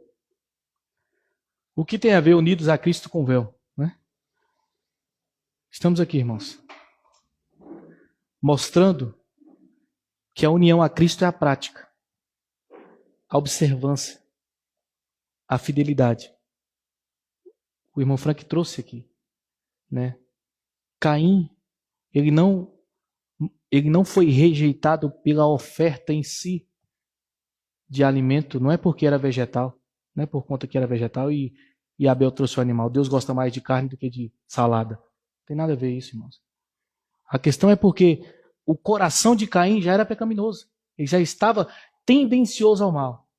E Abel já estava unido a Deus. A nossa função de estar unido a Cristo é, de fato, botar em prática esta união. Como o uso do véu em Corintos e como o uso do véu para nós hoje, no sentido das práticas pré-estabelecidas, das ordenâncias, de viver em uma igreja que é pautada pela palavra, praticante da palavra. Não por lá, não é uma igreja que se reorganiza, que modifica a palavra conforme os costumes. Não, irmãos. Deus é a tempo e a fora de tempo. Os princípios são pré-estabelecidos, esses não tardam. Por mais que a cultura hoje não é o véu em si, aquele que usa o véu que use, né? Mas a questão não é o véu, o princípio é a hierarquia, que fique, que mantenha, que estabeleça. E hoje nós estamos aqui, irmãos, unidos a Cristo, colocando em prática, mais uma vez, aquilo que Ele nos ordenou, que é celebrar a sua morte até que Ele venha. Com isso, irmãos, nesse mesmo capítulo, nós estaremos falando da ceia do Senhor, na próxima pregação. Com isso, eu gostaria de convidar os irmãos a se colocar de pé, pedir ao louvor para louvar ao Senhor enquanto os pastores entregam, né, os elementos, e logo mais faremos as orações e a leitura do texto, amém?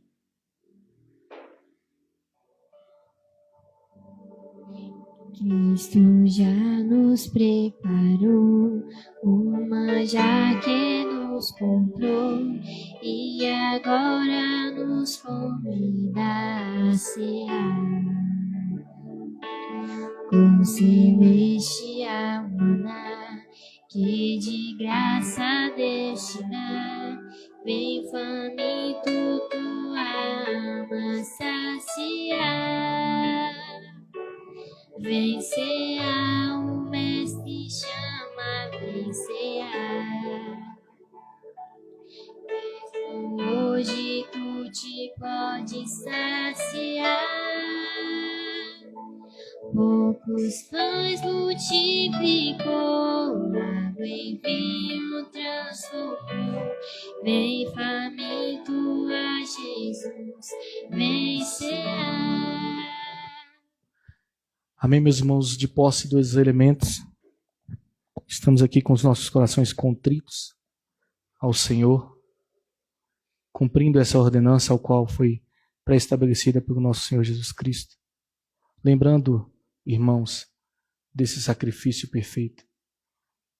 Semana passada tivemos a data comemorativa da Páscoa, na verdade, e para nós cristãos, a nossa Páscoa é Cristo. E hoje, de fato, estamos aqui celebrando a nossa Páscoa. Essa é a verdadeira Páscoa do cristão. Celebrar a sua morte até que ele venha. A verdadeira libertação. A verdadeira passagem. Nós fomos comprados, irmãos, por um alto preço. E esse Cristo que nos comprou, ele diz lá no versículo 23, nesse mesmo capítulo 11 de Coríntios. Porque recebi do Senhor, Paulo vai dizendo, né? Aquilo que entreguei. Ele diz assim, que Jesus, na mesma noite que foi traído, ele tomou o pão. E tendo dado graças, ele partiu e disse, tomai, comei, isto é meu corpo que é partido por vós. Fazei isto em memória de mim. Depois, da mesma maneira, também, ele tomou o cálice depois de cear, dizendo, este cálice é o Novo Testamento no meu sangue.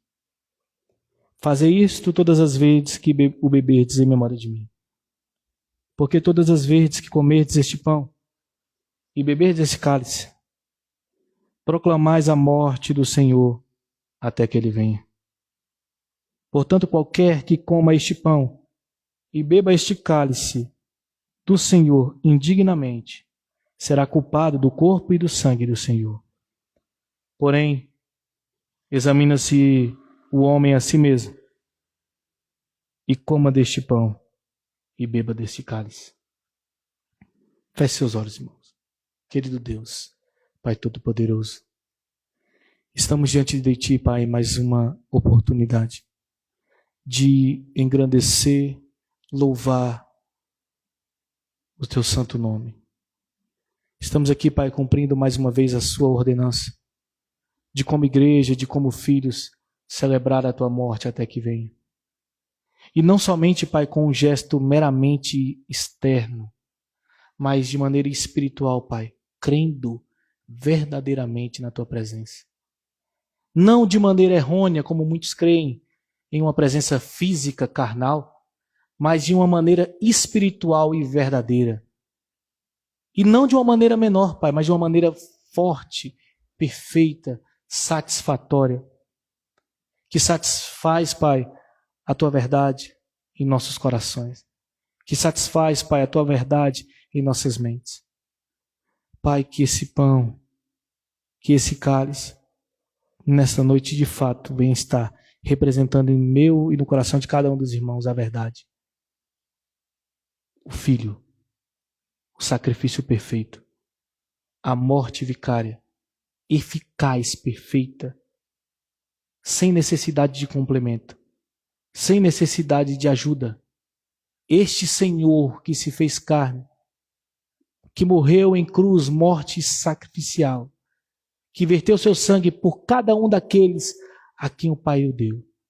Estamos aqui, Pai, como filhos, privilegiados, Pai, por esse sacrifício. E meritórios, debaixo da sua misericórdia. Grandioso é o teu amor, Pai. Grandioso é o teu sacrifício. Somos gratos, Pai, pela oportunidade de estar aqui, comendo do pão e bebendo do cálice, celebrando-te até que o Senhor venha. E fazemos isso, Pai, com o coração contrito e confiante, que breve o Senhor virá. Breve o Senhor virá nos resgatar. Esse breve para mim e para cada um do meu irmão pode ser em tempos diferentes. Mas nós sabemos que isso é uma verdade. Que isso é uma certeza. Que este mundo é só ilusão. Que nada neste mundo vale. O que vale, Pai, é crer na tua verdade. E estar esperançosos pela tua vinda gloriosa. Que nós possamos estar firmes. Firmados na tua verdade. Na tua justiça. Firmados em Cristo, que é a pedra verdadeira. Pedra de esquina angular. Que esse sacrifício, Pai, venha ser em nós verdade. Que esse sacrifício, Pai, venha ser em nós salvação. Que esse sacrifício, Pai, venha ser em nós justificação e santificação. Glorificação. É o que nós te pedimos, Pai, e te agradecemos. No nome de Jesus. Amém. Pode ser, irmãos.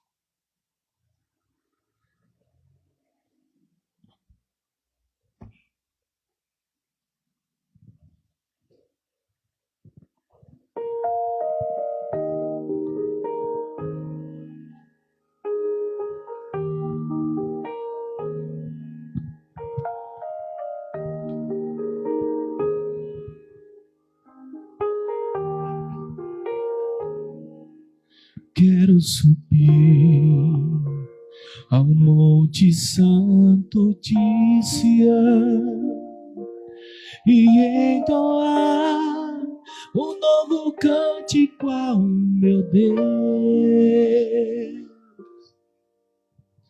Mais que palavras, minha vida eu quero entregar. Purifica o meu coração para entrar em tua presença. Contemplar tua grandeza. Quero subir ao Monte Santo de Sião e entoar um novo cântico ao meu Deus. Mais que palavras, minha vida eu quero entregar. Purifica o meu coração para entrar em tua presença. Contemplar tua grandeza. Te adoro, Senhor, em espírito e em verdade. Me prostro aos teus pés na beleza da santidade. Te dou meu louvor, que seja um cheiro suave e um som agradável a ti, pois digno és. Te adoro, Senhor, em espírito e em verdade. Me prostro aos teus pés na beleza da santidade. Te dou meu louvor, que cheira um cheiro suave e um som agradável a ti, pois digno és. Te dou meu louvor, que seja um cheiro suave e um som agradável a ti, pois digno és. Agradecemos a oportunidade.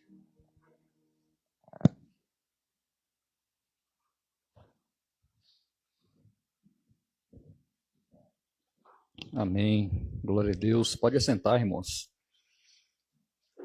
Só temos a glorificar o nome do Senhor pela riqueza da sua palavra, agradecer pela vida do pastor Rafael, pela palavra ministrada nessa noite, palavra essa que nos traz, nos revela uma profundidade a respeito de cumprirmos o que Deus estabeleceu na sua palavra em nossas vidas.